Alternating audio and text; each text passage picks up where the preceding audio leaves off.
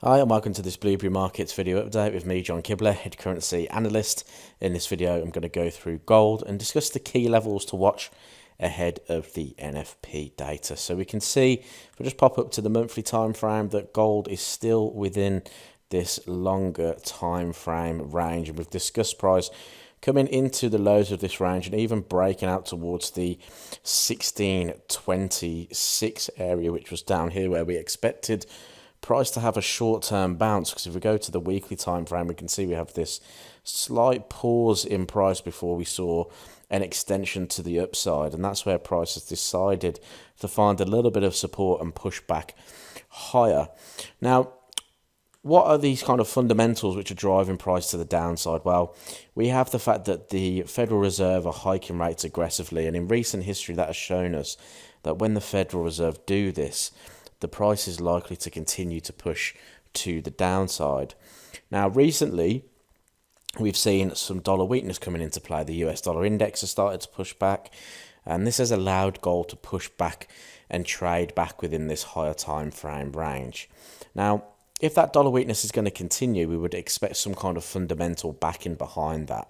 Now, we do have NFP coming up, and the NFP is forecast to show lower numbers, so that could be a reason to seeing the dollar continue to weaken.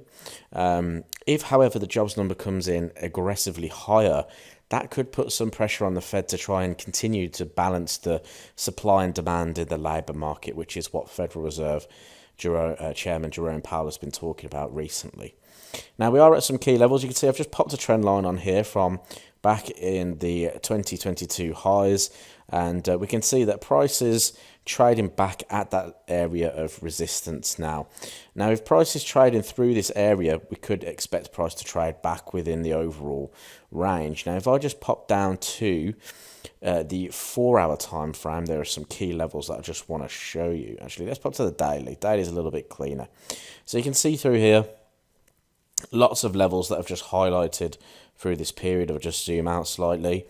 Now, we talked about price moving lower from this $1,800 level, and we expected price to potentially trade lower from there because it was a key area of resistance, and in line with trend, we wanted to see price form that higher low in order to expect price to trade up from the bottom of the range. But that's not what we saw in the end.